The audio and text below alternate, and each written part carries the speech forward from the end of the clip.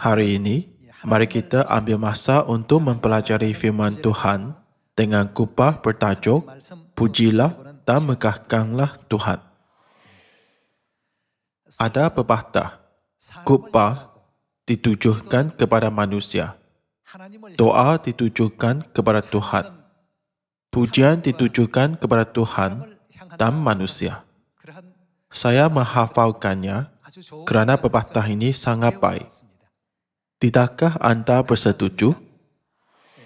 Jika kupah adalah untuk menyampaikan firman Tuhan bagi mencari umat syurgawi, iaitu pendosa, doa adalah untuk menyentuh hati Tuhan. Maka pujian adalah untuk menyentuh hati Tuhan dan manusia. Pertama sekali, mari kita cari ramalan Pujilah Tuhan dalam buku Yesaya bab 62. Buku Yesaya bab 62. Dalam bab 62 ayat 6 tertulis, di atas tembok-tembokmu, hai Yerusalem, telah ku tempatkan pengintai-pengintai. Sepanjang hari dan sepanjang malam, mereka tidak akan pernah berdiam diri. Hai kamu yang harus mengingatkan Tuhan kepada Sion, janganlah kamu tinggal tenang. Dan janganlah biarkan dia tinggal tenang, sampai ia menegakkan Yerusalem dan sampai ia membuatnya menjadi kemasyhuran di bumi. Alkitab berkata bahawa Tuhan akan menegakkan Yerusalem supaya dia menerima kemasyhuran dan pujian di bumi. Menurut buku Galatia, Yerusalem merujuk kepada siapa? Alkitab memberitahu kita bahawa ia merujuk kepada ibu kita. Jadi, mari kita mengetahui tentang Tuhan terlebih dahulu. Mari lihat buku Matius bab 6 ayat 8. Dalam buku Matius bab 6 ayat 8, Yesus berkata, jadi janganlah kamu seperti mereka. Kerana apa? Bapamu mengetahui apa yang kamu perlukan sebelum kamu minta kepadanya. Tuhan ialah Bapa kita. Ayat 9. Kerana itu berdoalah demikian. Bapa kami yang di syurga, dikuduskanlah namamu. Datanglah kerajaanmu. Jadilah kehendakmu di bumi seperti di syurga. Nama Tuhan betul-betul harus dikuduskan. Ia harus menjadi sesuatu yang kita banggakan dan dipuji. Yesus menyuruh kita memanggil Tuhan sebagai siapa apabila kita berdoa. Dia menyuruh kita memanggil Tuhan Bapa kami. Bahagian ini sangat penting. Mari kita juga melihat buku Galatia bab 4. Mari melihat bagaimana Tuhan mendefinisikan hubungan kita dengannya dalam buku Galatia bab 4 ayat 26. Tetapi Yerusalem syurgawi adalah perempuan yang merdeka, dan ialah siapa? Ibu kita. Kita ada bapa dan ibu. Maksudnya, kita dapat memuji dan memuliakan Tuhan apabila kita beriman teguh terhadap Tuhan Bapa dan Tuhan Ibu, bukan? 2000 tahun dahulu, Rasul Yohanes teringin melihat pengantin perempuan, isteri anak domba. Malaikat berkata, aku akan menunjukkan isteri anak domba. Lalu menunjukkannya kota kudus Yerusalem turun dari syurga.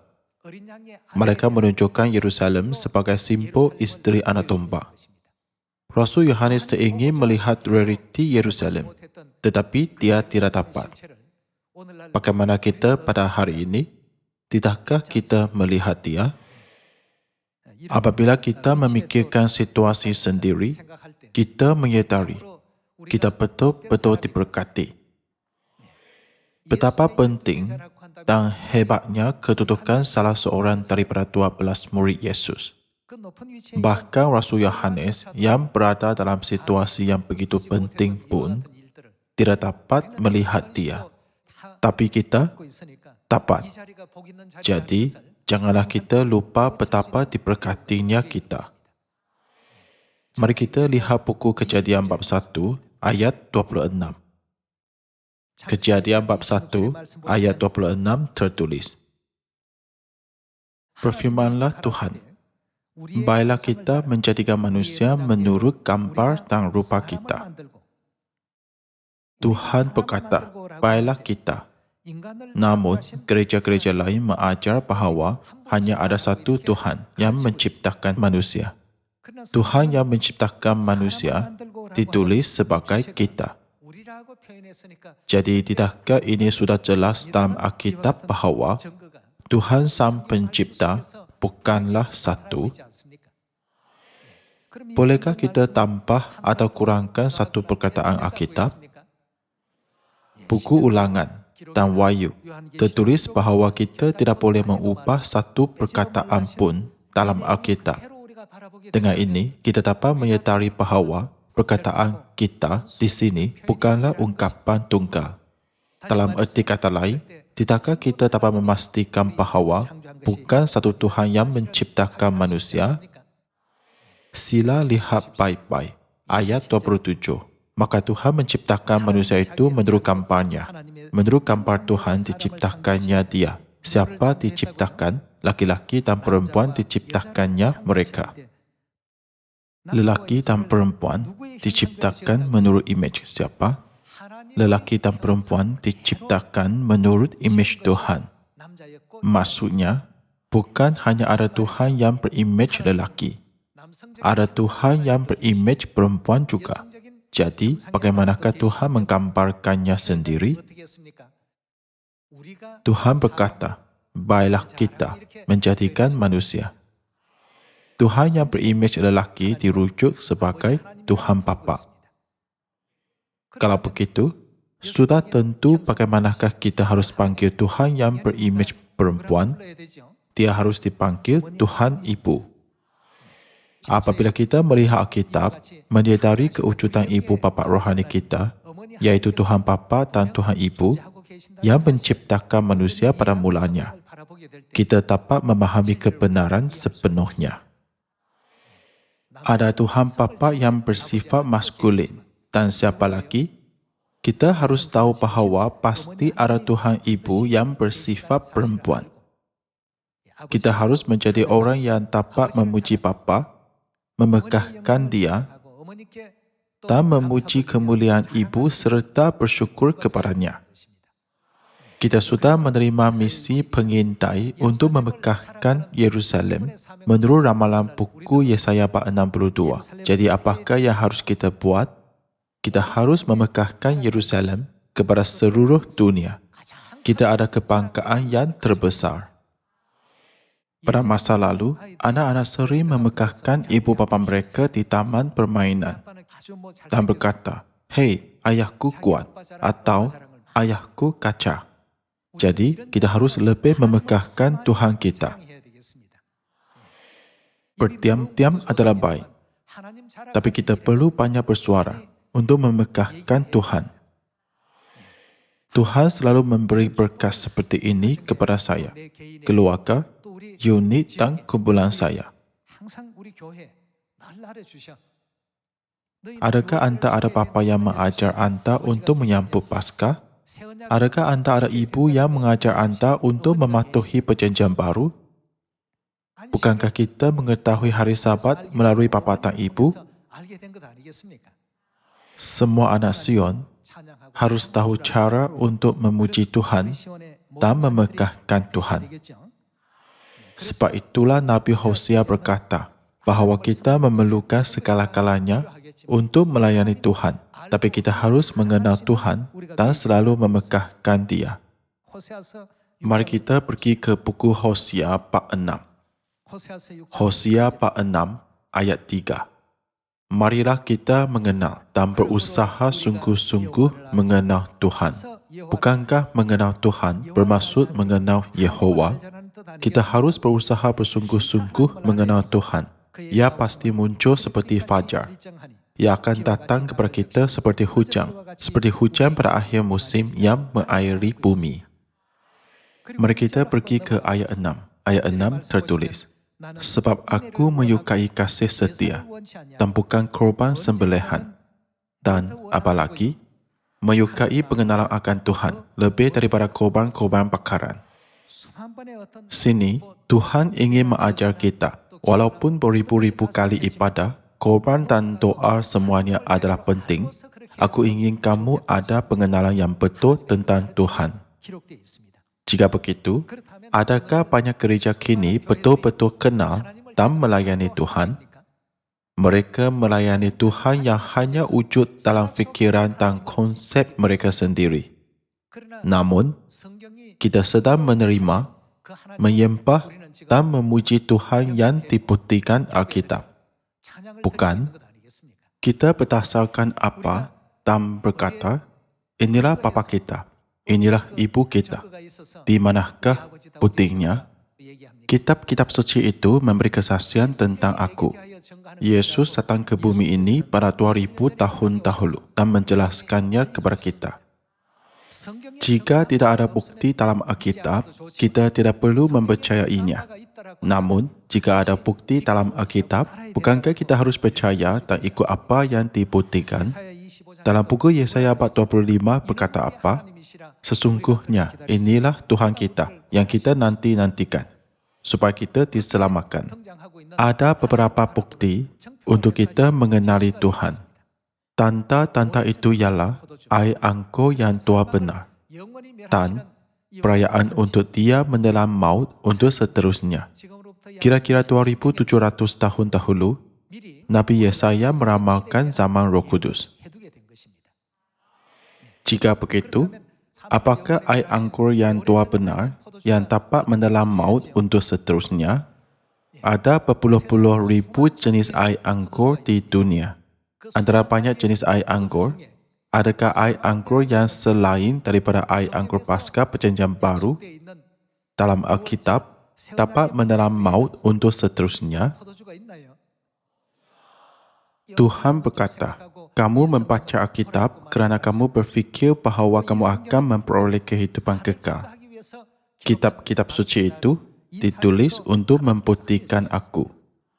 Jika begitu, pasti ada bukti tentang bapa dan bukti tentang ibu dalam Alkitab. Seperti yang kita lihat dalam buku Kejadian bab 1 ayat 26, Tuhan berkata apa dalam bab pertama 66 buah buku Alkitab? Baiklah kita menjadikan manusia menurut gambar dan rupa kita. Alkitab jelas mengajar kita bahawa Tuhan yang menciptakan manusia bukanlah satu. Tuhan menciptakan manusia menurut imej Tuhan. Manusia tidak diciptakan menurut imej mana-mana malaikat. Kerana lelaki dan perempuan diciptakan menurut imej Tuhan. Ini jelas bermaksud bahawa ada Tuhan dalam imej lelaki, tak ada juga Tuhan dalam imej perempuan. Tuhan yang menciptakan manusia memberi kita kehidupan, nafas dan membenarkan kita untuk wujud. Bukankah Tuhan Bapa dan Tuhan Ibu sudah wujud sebelum kita dilahirkan di bumi ini? Jadi, Alkitab menyatakan kita tentang kewujudan Tuhan Ibu melalui buku Galatia bab 4 dan kewujudan Tuhan Bapa melalui buku Matius bab 6. Kita telah diajar untuk memberikan kesyukuran abadi, kemuliaan abadi dan pujian abadi kepada Pencipta, Bapa dan Ibu syurgawi.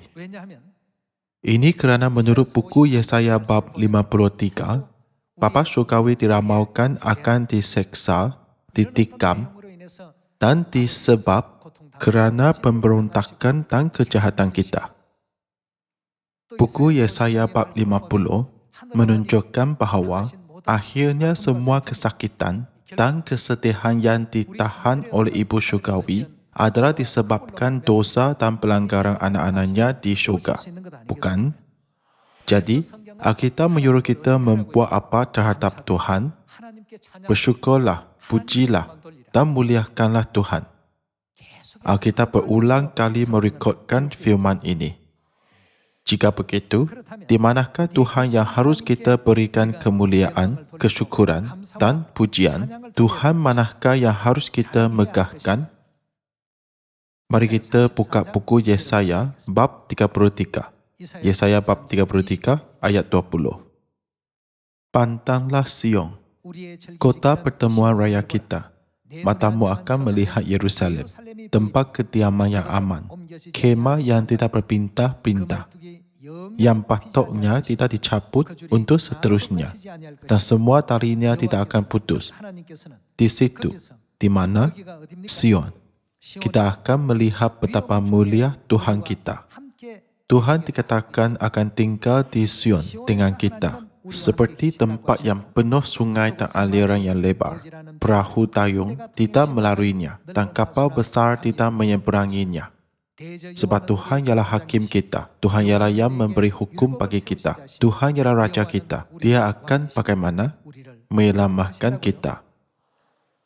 Alkitab jelas menunjukkan bahawa Tuhan akan menyelamatkan kita semua dari rawa dosa, rantai kematian dan sesaan neraka. Tuhan akan menyelamatkan kita. Mari pergi ke ayat 24. Tidak seorang pun yang tinggal di situ akan berkata, aku sakit, dan semua penduduknya akan diampuni kesalahannya. Maksudnya, apakah jenis rahmat yang akan diterima oleh orang yang tinggal di Sion? Dosa mereka akan diampunkan. Siapakah yang perlu diampunkan dosa mereka? Pendosa. Jika tiada dosa, perkataan pengampunan dalam Alkitab akan menjadi sia-sia. Kerana kita berdosa, ada istilah pengampunan dosa dalam Alkitab. Menurut ayat 24, apakah rahmat yang Tuhan berikan kepada orang yang tinggal di Sion? Pengampunan dosa. Jadi, apakah yang Tuhan katakan melalui Nabi Yeremia dalam buku Yeremia bab 4? Cepatlah mengungsi ke Sion. Tidakkah Tuhan menyuruh kita cepat pergi ke Sion tanpa teragak-agak dan berlengah-lengah? Mari kita lihat buku Yeremia bab 31. Yeremia bab 31 ayat 31. Sesungguhnya akan datang waktunya, demikianlah firman Tuhan. Aku akan mengatakan apa? Perjanjian baru dengan kaum Israel dan kaum Yehuda. Jadi, Tuhan yang menubuhkan perjanjian baru di Sion, minta apa daripada kita? Tuhan minta kita untuk memuji, memegahkan dan menyembah Dia. Menurut banyak ramalan Alkitab dan para Nabi, Tuhan yang harus kita megahkan dan puji ialah Tuhan yang tinggal di Sion dan telah mengisytiharkan perjanjian baru. Tuhan berkata, aku akan mengatakan perjanjian baru dengan kaum Israel dan kaum Yehuda. Tiada orang dapat melakukan kerja ini kecuali Tuhan. Jadi, siapakah dia yang memulihkan kebenaran perjanjian baru yang sudah dimansuhkan dan membimbing anak-anak ke Sion? Bukankah Tuhan Bapa dan Tuhan Ibu, iaitu Roh dan pengantin perempuan? Sebab itulah dalam buku Wahyu bab 22 ayat 17, Roh dan pengantin perempuan berkata, marilah. Terhadap Tuhan yang memanggil semua manusia dan membimbing mereka ke jalan pengampunan dosa, berkat kehidupan kekal dan syurga abadi, apakah yang harus kita lakukan? Kita harus memuji, bersyukur, dan banyak memegahkannya kepada seluruh dunia. Bapa kita menubuhkan perjanjian baru. Adakah anda mempunyai sahabat perjanjian baru atau pasca perjanjian baru? Tidak. Kita ada kedua-dua. Bapa kita menubuhkan perjanjian baru dan ibu kita ialah realiti. Jadi, kita mematuhinya dengan setia. Bagaimanakah pergi ke syurga tanpa perjanjian baru yang didirikan Tuhan? Kita harus terus memegahkan bapa dan ibu. Tuhan tidak pernah mengatakan sesuatu yang sia-sia, bukan? Apabila Tuhan menyuruh Nuh untuk membina bahtera, orang pada masa itu tidak dapat membayangkan bumi akan dibanjiri air. Namun, adakah Tuhan menyuruh dia membina bahtera tanpa sebab? Bukankah Tuhan ada kehendak untuk menyelamatkan manusia melalui bahtera? Di sebalik itu, ada rancangan Tuhan yang tidak terbatas. Apabila dia berfirman, megahkanlah Tuhan, pujilah Tuhan, sehingga Yerusalem menerima kemuliaan di bumi. Janganlah biar pengintai Yerusalem tinggal tenang.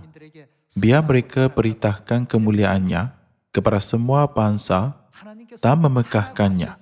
Ada sebab kita harus melakukan perintah Tuhan ini.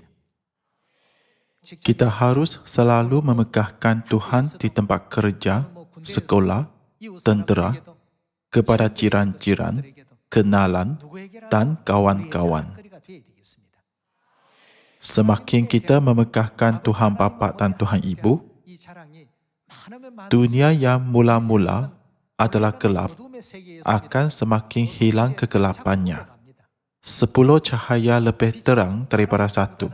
100 cahaya lebih terang daripada 10. Apabila ada 1000 cahaya, dunia akan lebih terang, bukan? Dulu, perintah manusia menguasai bumi. Namun, kini perintah manusia semakin hilang kuasanya. Kenapa? Kerana kita terus memperhatikan hari Sabat, Paskah, Ibu Syurgawi Yerusalem, dan Bapa Syurgawi, syaitan terus kehilangan kuasa rohaninya. Jadi, akhirnya, masa kemuliaan akan tiba apabila seluruh dunia mengenali kemuliaan Bapa dan Ibu Syurgawi dengan betul. Bukan? Tidak kira betapa banyaknya kita berseru, bertobatlah sebab kerajaan syurga sudah dekat. Orang tidak mendengar. Ini kerana dunia yang dapat dilihat terlalu indah dalam mata mereka. Namun, kita sekarang memberitahu kebenaran kepada semua orang. Mengapa Paskah dimansuhkan dan siapa membuat manusia melanggar firman suci Tuhan. Firman Tuhan ialah titah diraja dalam erti kata rohani. Namun, manusia mengikuti syaitan yang manipulasikan dan menggantikannya. Sebab itulah anda dan saya harus memuji Tuhan dan memegahkannya lebih lagi. Fikirkanlah bagaimana Tuhan memberikan nur rekaan dan ukuran yang tepat untuk bahtera itu. Sama juga pada hari ini, dia mengajar kita cara untuk menginjil. Sama ada mereka mendengar atau tidak, hanya beritahulah mereka semua. Kemudian, aku akan menguruskan yang lain. Inilah kehendak Bapa dan Ibu Syurgawi. Tolong pahamkan ini dalam hati anda sekali lagi. Mari pergi ke buku Yeremia bab 3 untuk melihat apa jenis hasil Injil yang Tuhan katakan akan berlaku di bumi apabila kita berbuat demikian. Mari lihat buku Yeremia bab 3 ayat 17.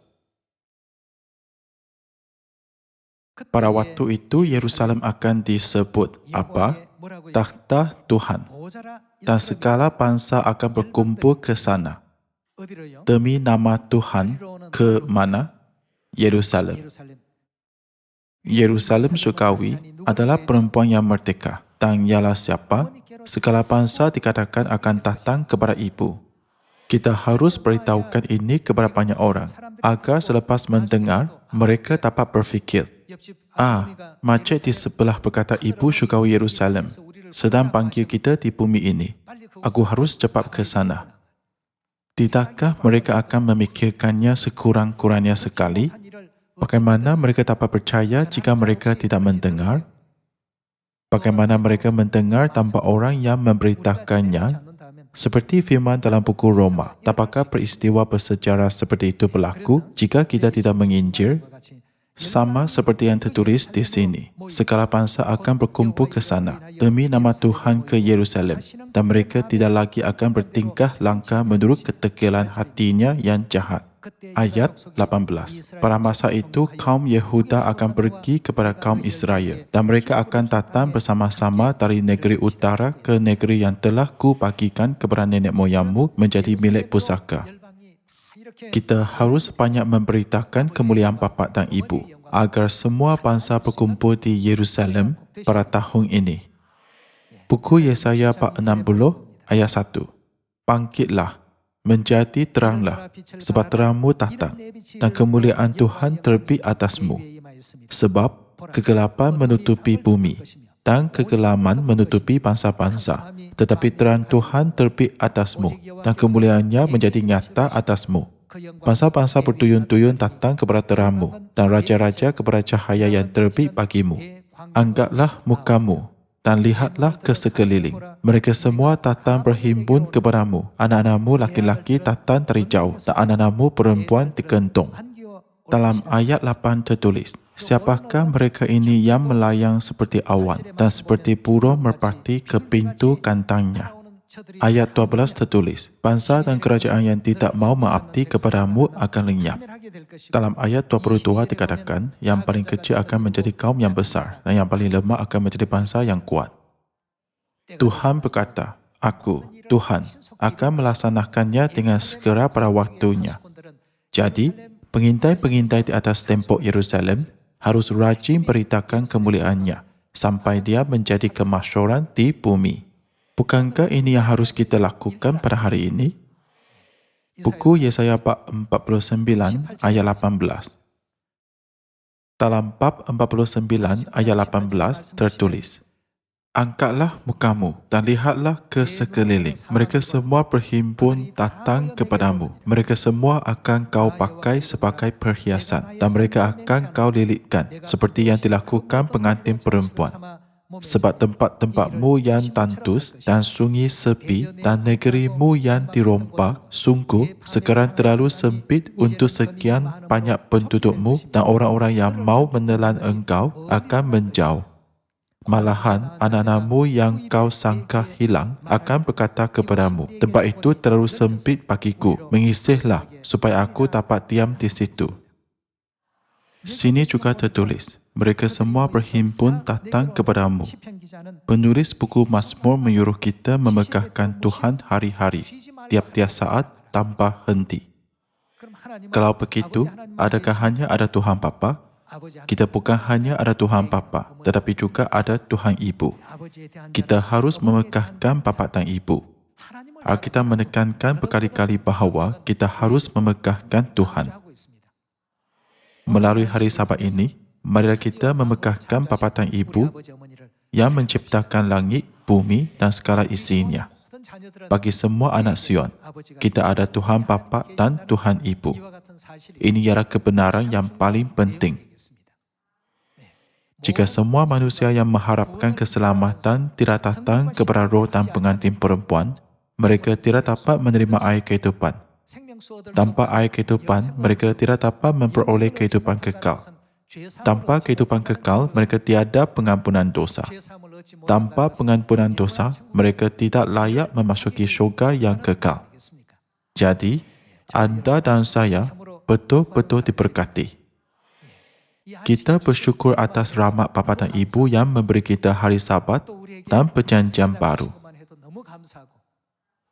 Kita juga bersyukur atas rahmat Bapa dan Ibu yang membimbing kita ke Sion untuk bertemu dengan mereka.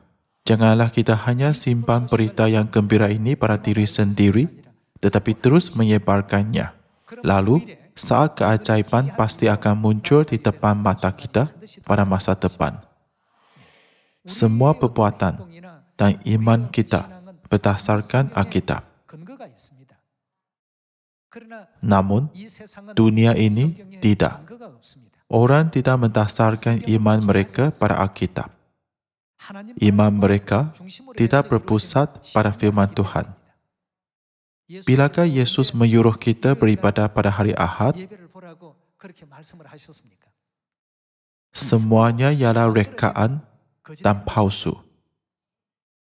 Di syurga, Tuhan akan membalas menurut perbuatan kita. Tanpa banyak berusaha atau banyak pencapaian di bumi, kita hanya terpaksa mendapat sedikit. Jadi pada hari ini juga, kita harus berusaha untuk mengumpulkan banyak demi syurga. Saya tiba-tiba ada fikiran seperti ini semasa berdoa pada waktu pagi. Berharap anda juga dapat memberikan kemuliaan dan kesyukuran kepada Bapa sepuas-puasnya melalui hari Sabat ini. Saya tamatkan khutbah. Sekian, terima kasih.